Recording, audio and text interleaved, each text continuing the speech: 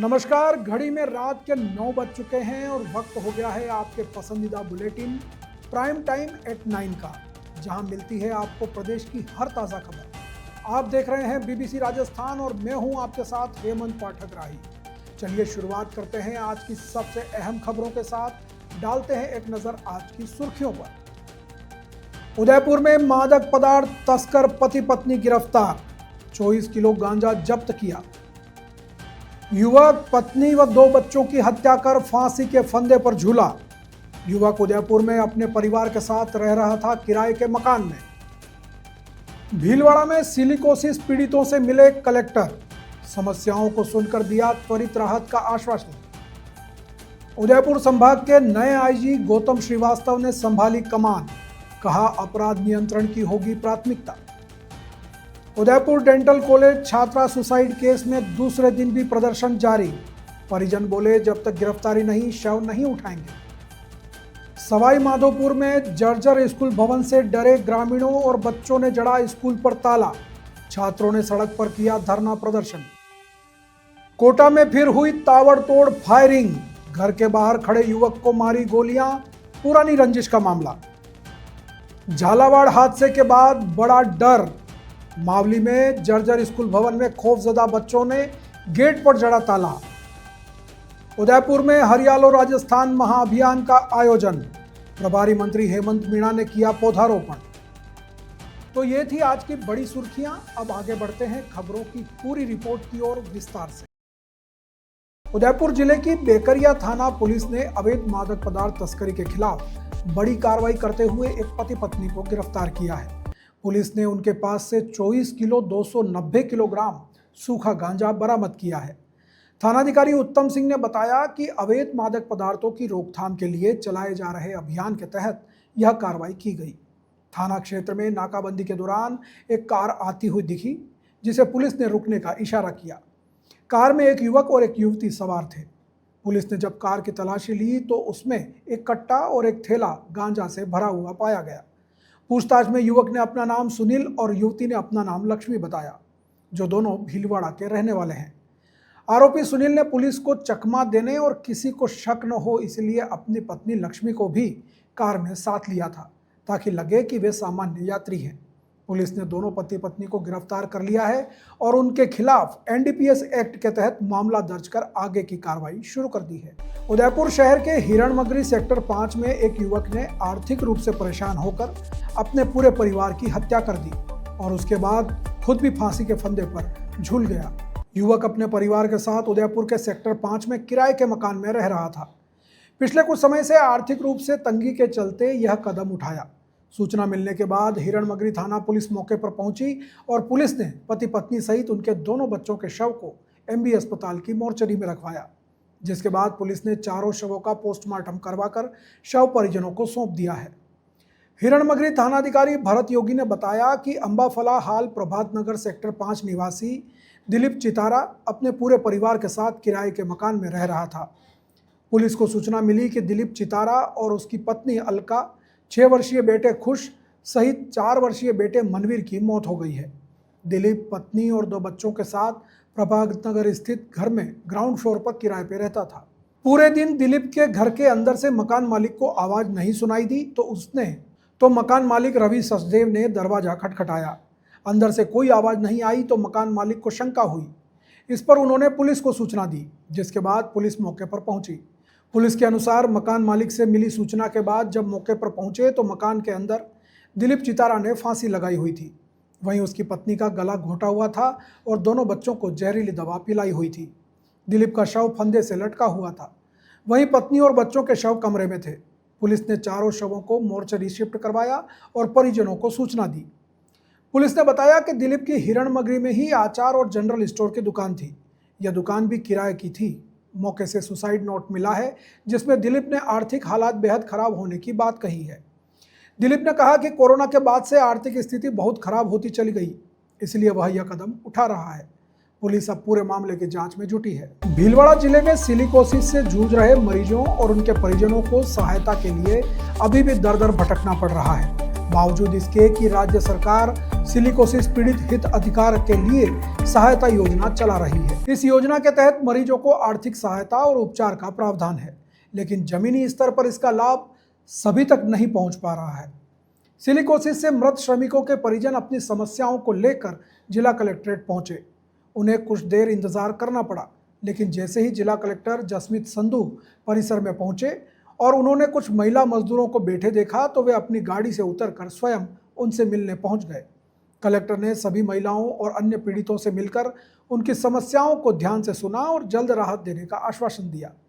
इस दौरान यमुना प्रसाद नामक एक पीड़ित ने कलेक्टर को अपनी आप बीती सुनाई। उन्होंने बताया कि खदान में काम करते समय उनकी दाईं आंख में चोट लगने से रोशनी चली गई, लेकिन उन्हें सरकार या खदान मालिक की ओर से कोई सहायता राशि नहीं मिली। इसके बाद कलेक्टर ने सभी समस्याओं के शीघ्र समाधान का आश्वासन दिया। उदयपुर संभाग के नए पुलिस महानिरीक्षक गौरव श्रीवास्तव ने शनिवार सुबह संभाग की कमान संभाल ली। जिला कलेक्ट्रेट स्थित आईजी कार्यालय में पदभार ग्रहण करने के बाद पुलिस के जवानों ने उन्हें गार्ड ऑफ ऑनर दिया। गौरव श्रीवास्तव हाल ही में मुख्यमंत्री सुरक्षा के आईजी पद से तबादला होकर उदयपुर रेंज में नियुक्त किए गए हैं। पदभार संभालने के बाद उन्होंने मीडिया से बातचीत करते हुए अपनी प्राथमिकताएं बताई। आईजी श्रीवास्तव ने कहा कि महाराणा प्रताप की इस वीर भूमि पर कार्य करना उनके लिए गौरव की बात है। उन्होंने अपराध नियंत्रण पर जोर देते हुए कहा कि उदयपुर संभाग के कुछ जिले अन्य राज्यों से सीमा साझा करते हैं, जिससे जुड़े अपराधों पर विशेष ध्यान दिया जाएगा। इसके अतिरिक्त पर्यटन नगरी होने के कारण इससे जुड़े अपराधों, अफीम की तस्करी सहित अन्य सभी अपराधों की रोकथाम पर पुलिस मुख्यालय से निर्धारित सूची के अनुसार काम किया जाएगा।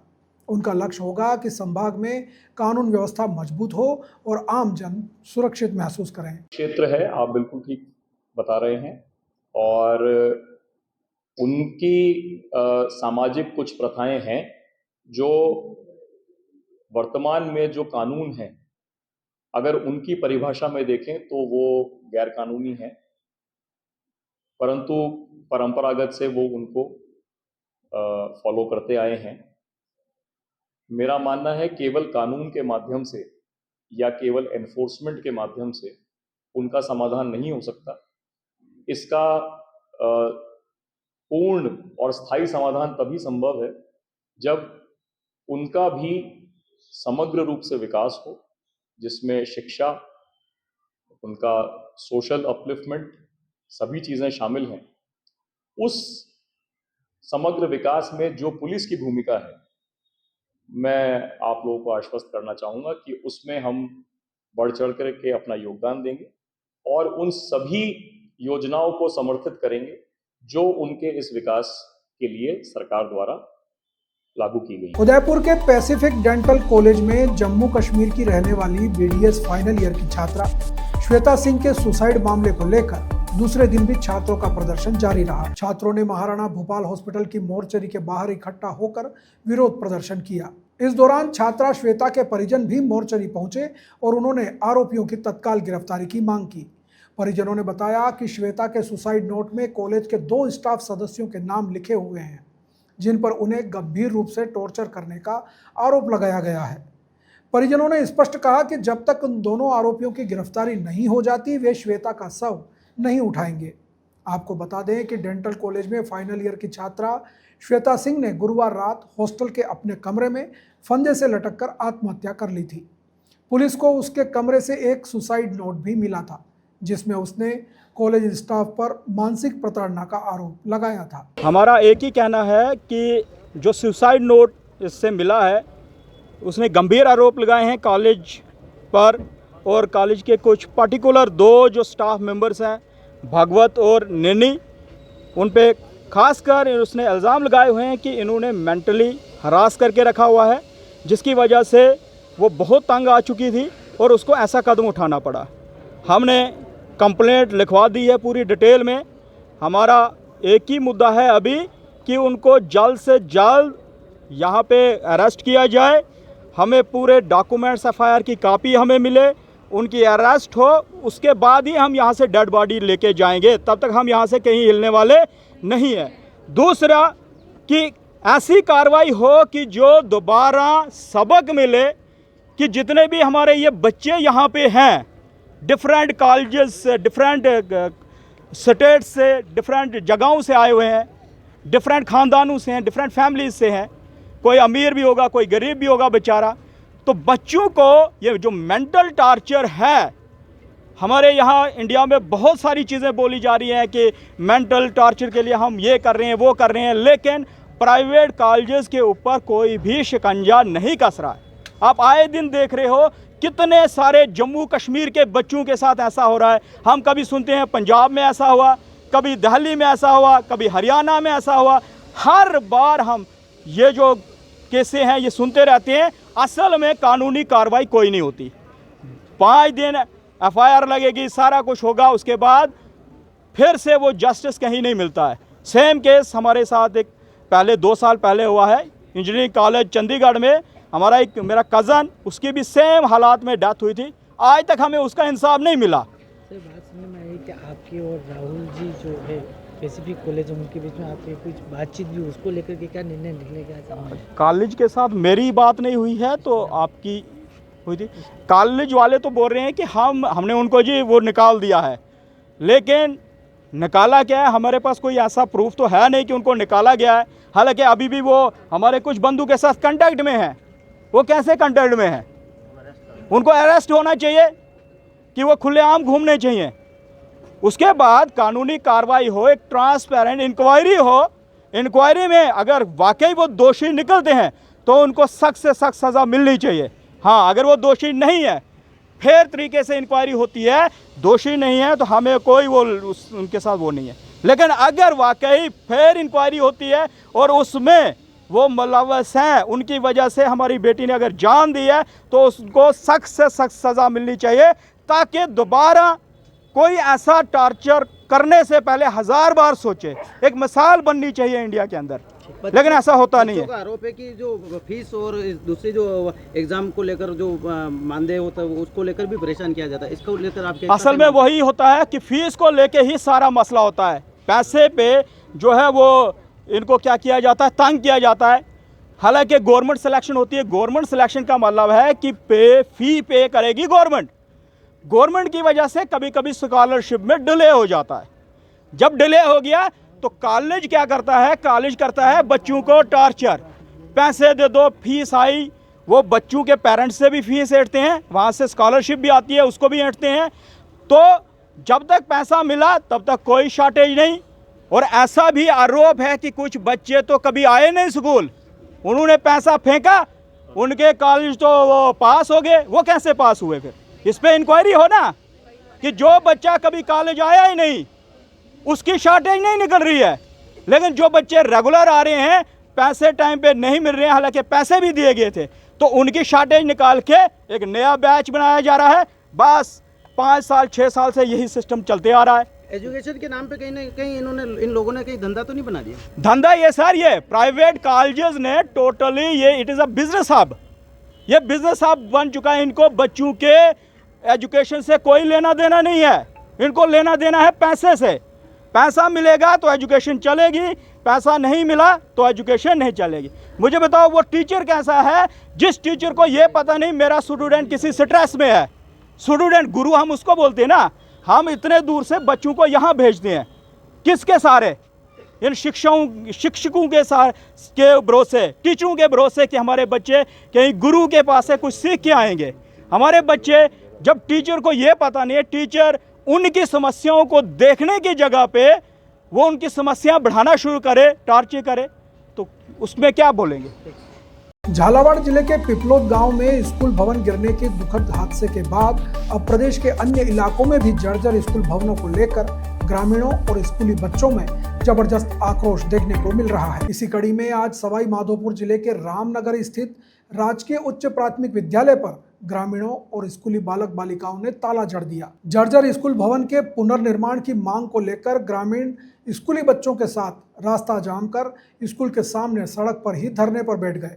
ग्रामीणों और स्कूली बच्चों का कहना है कि स्कूल भवन पूरी तरह से जर्जर हो चुका है। स्कूल के कई कमरों की पट्टियां टूटी हुई हैं। बारिश के दौरान स्कूल भवन के सभी कमरों की छतें पूरी तरह से टपकती हैं, जिसके चलते बच्चे कमरों में बैठ करके नहीं पढ़ सकते। ग्रामीणों का कहना है कि स्कूल भवन की हालत बद से बदतर है और ऐसे में स्कूल आने वाले बच्चों पर हर वक्त खतरा मंडराता रहता है।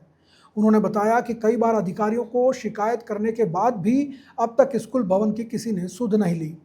उनका कहना है कि स्कूल के कमरों की पट्टियां टूटी हुई हैं, ऐसे में कभी भी पट्टियां बच्चों के सिर पर गिर सकती हैं और बच्चों की जान जोखिम में आ सकती है। ग्रामीणों ने सामूहिक रूप से निर्णय लेते हुए खस्ताहाल स्कूल भवन पर ताला जड़ दिया और सड़क पर स्कूली बच्चों के साथ धरना प्रदर्शन शुरू कर दिया। उनका कहना था कि जब तक इस स्कूल भवन को जमींदोज करके दूसरा भवन नहीं बनाया जाता, तब तक वे अपने बच्चों को स्कूल नहीं भेजेंगे। स्कूली बच्चों ने भी कहा कि जर्जर भवन में उन्हें हमेशा डर रहता है और जब तक उनके स्कूल की मरम्मत या नया भवन नहीं बनता, तब तक वे स्कूल में नहीं बैठेंगे। जर्जर स्कूल भवन पर तालाबंदी की सूचना पर ब्लॉक शिक्षा अधिकारी चिराता मौके पर पहुंचे और ग्रामीणों से वार्ता की।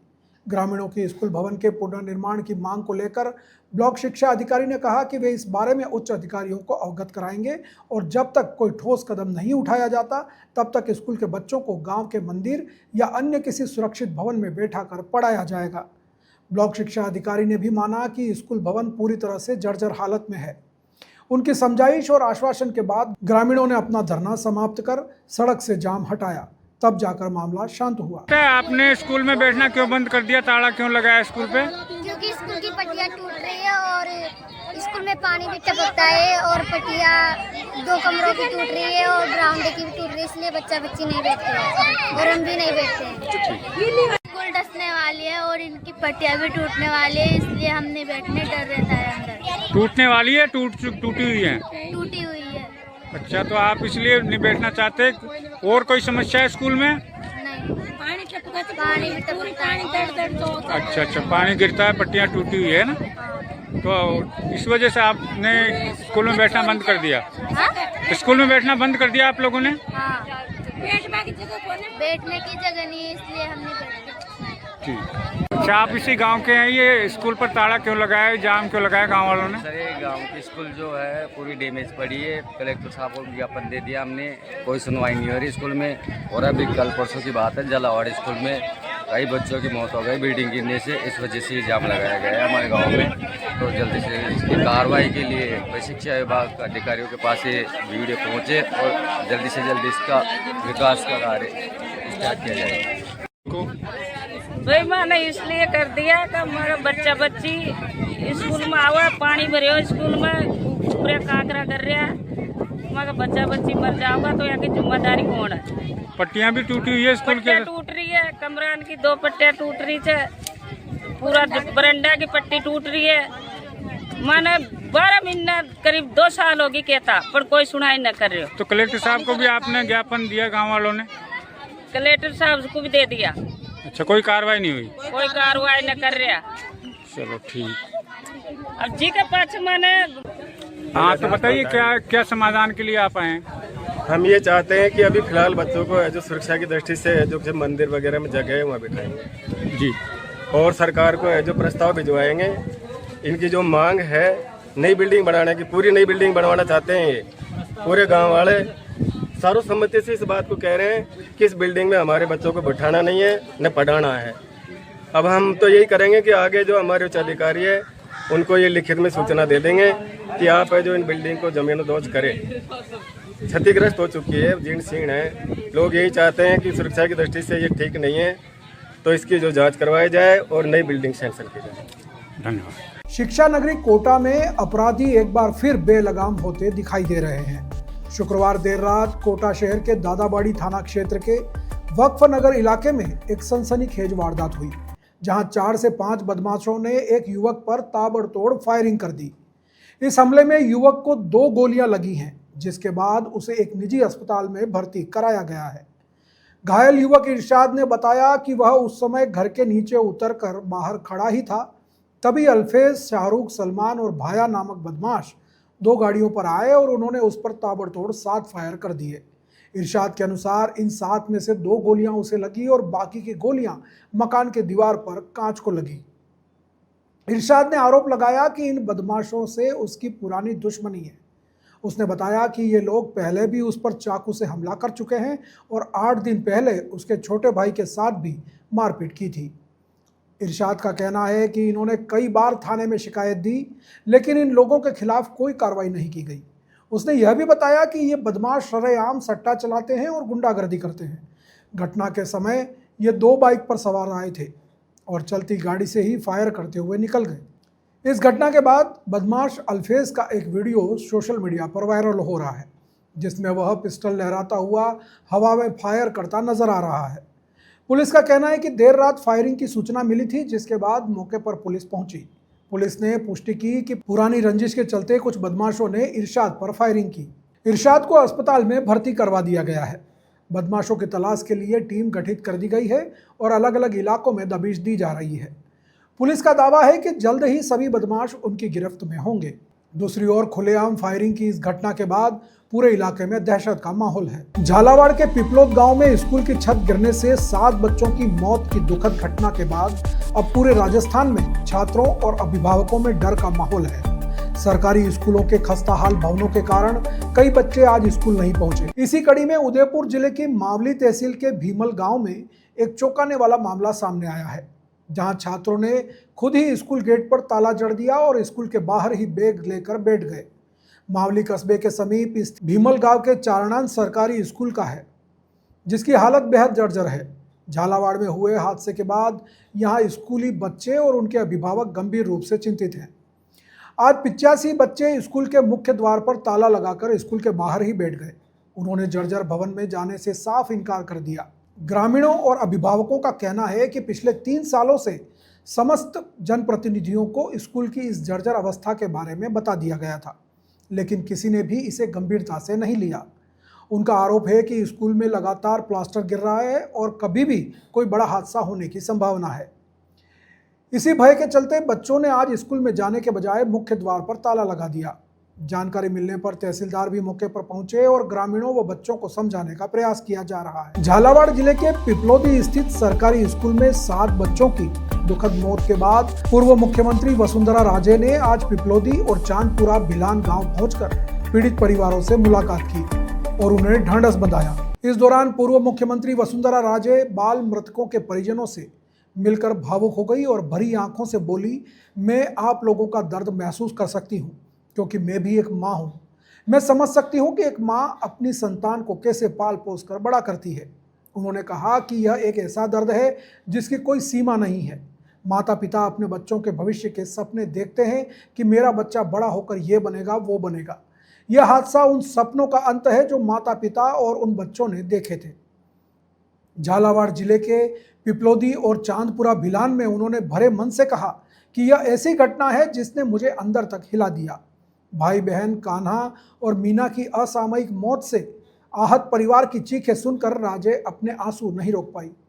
इस परिवार में 2 बच्चे थे, दोनों इस हादसे में चल बसे। परिजनों ने कहा, घर के चिराग ही बुझ गए, अब हम जी कर क्या करेंगे।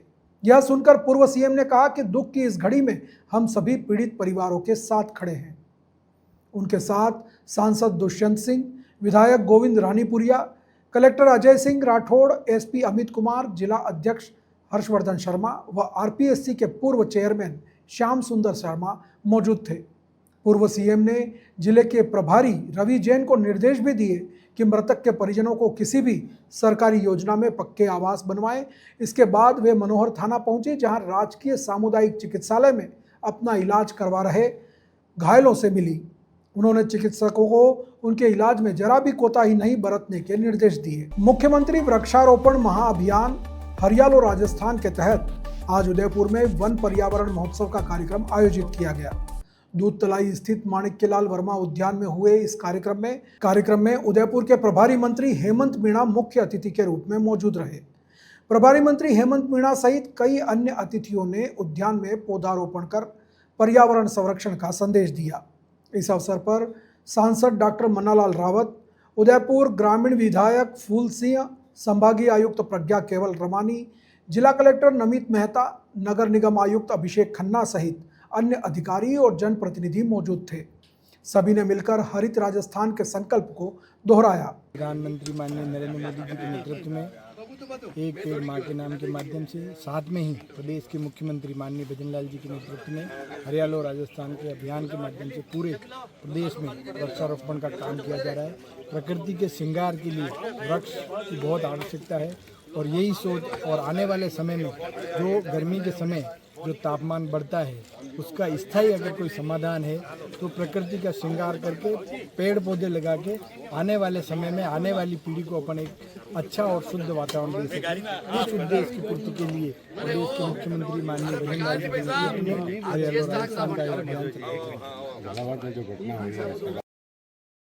तो ये थी आज की बड़ी खबरें। राज्य की हर छोटी बड़ी हलचल को जानने के लिए जुड़े रहिए हमारे साथ हर रात 9 बजे BBC राजस्थान प्राइम टाइम 8/9 पर।